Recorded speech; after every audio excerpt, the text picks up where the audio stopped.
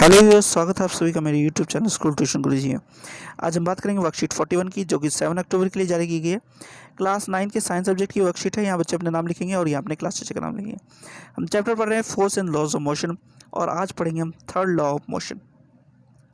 तो ये कहता है, जिज्ञासा दीदी, you told me that forces always exist in pair that work in opposite direction on two different object, but why is it so. तो हमने पहले पढ़ा था, आपको याद हो कि जब हम फोर्स लगाते हैं तो उसे रोकने के लिए एक फोर्स लगती है, वो कहलाती है फ्रिक्शन फोर्स। तो क्या हुआ, फोर्स दो पेयर में लग रही है, एक पॉजिटिव डायरेक्शन में और एक अपोजिट डायरेक्शन में। ठीक है, ऐसा क्यों होता है, अब जरा देखते हैं। वैसे ऐसा होता है थर्ड लॉ ऑफ मोशन के कारण। आइए जरा देखते हैं क्या कहता है। ज्ञान, it is true that forces always exist in pair and both oppose each other. This is in accordance with the third law of motion. According to the third law of motion, when one object exerts a force on one another, the second object also exerts a force back on first object. These two opposing forces are equal in magnitude but opposite in direction. तो क्या हुआ, third law of motion क्या कहता है कि हमेशा जो force होगी वो एक साथ पेयर में लगेगी, लेकिन दो फोर्सेस जो होंगी वो एक दूसरे पर इक्वल और अपोजिट लगेंगी मैग्नीट्यूड में, यानी मात्रा में। ऐसा क्यों होगा, क्योंकि जिस एक फोर्स ऑब्जेक्ट पर हम फोर्स लगा रहे हैं वो उतनी फोर्स से हमें अपोज करेगा। ठीक है, अब एग्जांपल देखते हैं कैसे हो सकता है। कैसे, first force is called as action and second is called reaction. Example, when we kick a football we apply action on it due to it which it moves away, but at the same time the football also applies some force on our foot due to which we may hurt or feel pain. यानी कि एक force कहलाएगी action, जो कि हम positive direction में लगा रहे हैं, और जो दूसरी फोर्स हमें अपोज करेगी वो कहलाएगी रिएक्शन। जैसे कि हम जब फुटबॉल को किक मारते हैं तो ज़ोर से मारने पर हमारी फुटबॉल तो दूर चली जाती है, लेकिन कई बार हमारे पैरों में दर्द होता है। ठीक है, ये हुई आपकी थर्ड लॉ की बात और उसका एग्जाम्पल। आइए जरा एक एक्टिविटी देख लेते हैं छोटी सी, थर्ड लॉ ऑफ मोशन की। The third law of motion, to every action there is always equal and opposite action and they act on two different bodies. पहला है, let us consider two spring balance A and B connected together as shown in figure. Fix the upper end of a spring balance A to a fixed end on a table or wall.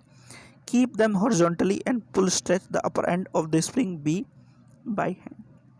तो क्या कह रहा है, एक दीवार पे जो आपका फ्लोर है या फर्श है उसके पैरेलल दो स्प्रिंग बैलेंस लगा लीजिए, जैसे दिखाई हुई है स्प्रिंग बैलेंस ए और बी, और इसे खींचिए।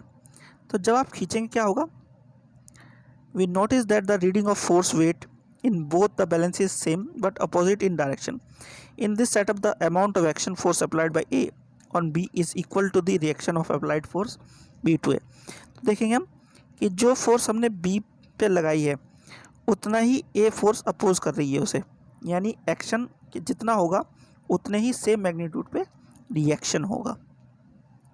तो ये तो बात होगी एक्टिविटी की। अब जरा डेली लाइफ में देखते हैं। Some uses of third law of motion in our daily life. ये get harm when player collide each other in the game. तो आपने देखा होगा जब प्लेयर एक साथ एक दूसरे से टक्कर मार लेते हैं, या हम बॉल को क्रिकेट में कैच करते दफ़े जल्दी कैच कर लेते हैं, है ना। कई बार देखा होगा आपने, हाथ पीछे लेके जाते हैं बहुत से प्लेयर और तब कैच करने की कोशिश करते हैं, और कई बार डायरेक्ट कैच कर लेते हैं। तब क्या होता है, हमें दर्द होता है। ठीक है, हमें चोट लग सकती है। फिर अगला, can be able to walk on path. तो ऐसा कैसे होता है, नीचे की साइड में हम फोर्स लगाते हैं जिसे कहता है एक्शन, और ये फ्लोर क्या करता है, ये फर्श हमें ऊपर की ओर धक्का मारता है जो कि कहलाता है रिएक्शन। तो इस वजह से हम चल पाते हैं। फिर recalling of gun when bullet is fire from it. तो आपने देखा होगा जब बुलेट फायर होती है, तो जब बंदूक चलाते हैं, कोई भी व्यक्ति जब बंदूक चलाता है तो वो क्या करता है, वो उसे कंधे से लगा लेता है। ऐसा क्यों, क्योंकि जब बुलेट आगे की तरफ जाएगी उतनी ही सेम फोर्स जो गन होगी हमारी झटका देगी और हमें पीछे की ओर धकेलेगी। तो इससे बचने के लिए उसे कंधे पे लगाया जाता है बच्चों। ठीक है, फिर अगला है fourth, moving of A rocket in forward direction. On ignition. तो जब इग्निशन होता है रॉकेट का तो उससे बहुत सारा नीचे की साइड में फोर्स लगता है, धुआं लगता है और वो तेज़ी से ऊपर की तरफ बढ़ता है। तो ये क्या कहलाता है, ये भी एक तरह से फोर्स की वजह से होता है। फिर है the boat moves backward when seller jump in forward direction.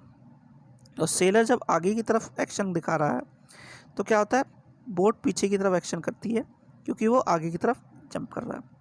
फिर है bouncing back of a player by trampoline when he jumps on it. तो ट्रिम्पलिन क्या है, एक तरह से बाउंस करता है चीज़ों को, तो जब हम उस पर कूदते हैं जितनी फोर्स से, वो उतनी ही फोर्स से हमें ऊपर भेज देता है। फिर अगला है the ball get reflected back when it hurt to the ball. तो क्या हुआ, जब हम बॉल को बहुत तेज़ी से दीवार पे मारते हैं तो क्या होता है, वो वापस से उतनी ही तेज़ी से हमारे पास वापस आती है। ठीक है बच्चों, तो ये सब होता है एक्शन और रिएक्शन, जो कि थर्ड लॉ ऑफ मोशन कहलाता है। तो आइए जरा क्वेश्चन को देख लें। क्वेश्चन नंबर 1 है write third law of motion. तो थर्ड लॉ ऑफ मोशन क्या है आपका, ये according to the third law of motion, when one object exerts force on another object, the second object also exerts a force back on the first. These two opposite forces are equal in magnitude but opposite in direction. First force is called action and second force is called reaction. ये हो गया third law of motion बच्चों। Shall we able to write, question number 2 है shall we able to write if the force we apply on pen is not reverted back by the paper। तो अगर ऐसा नहीं होता तो हम कभी भी नहीं लिख पाते। ठीक है बच्चों। तीसरा क्वेश्चन है ये why does a shoulder hold rifle on his shoulder before firing bullet from it. तो सोल्जर जब किसी राइफल को चलाता है तो अपने कंधे से इसलिए लगाता है, कभी बताया मैंने आपको, कि बुलेट जो है वो आगे की तरफ को फोर्स लगाती है और जो गन है उतनी ही फोर्स पीछे की तरफ को लगाती है। तो बुलेट तो चली जाती है लेकिन जो गन है जो रिकॉल कर रही है, फोर्स पीछे की तरफ लगा रही है, उसे सही तरीके से हैंडल करके टाइट पकड़ने के लिए उसे कंधे से लगाया जाता है। फिर है write 3 uses of third law of motion in our daily life. तो आपकी वर्कशीट में ही बहुत सारे एग्जांपल दिए हुए हैं third law of motion in daily life के, इनमें से जौन सा आपको पसंद हो और जौन सा आपको समझ में आता हो वो आप लिख लीजिएगा बच्चों। ठीक है। फिर है question number 4 explain the process of walking with the help of Newton's third law of motion. तो जैसा कि मैंने अभी बताया, Newton third law of motion के हिसाब से हम क्या करते हैं, हमारा पैर एक्शन करता है नीचे की तरफ, ठीक है, फुट उसे पुश करता है नीचे की तरफ, ठीक है, और रिएक्शन क्या होता है, फ्लोर उसे अपवर्ड की तरफ पुश करता है, जिस वजह से हम चल पाते हैं। तो ये सिंपल मैकेनिज्म हुआ चलने का बच्चों। ठीक है, तो ये तो हो गई आपकी वर्कशीट और वीडियो कंप्लीट। आशा करता हूँ आपको वीडियो अच्छी लगी होगी। अगर वीडियो अच्छी लगी हो तो चैनल को सब्सक्राइब करें, वीडियो को लाइक करें, शेयर करें। Thank you.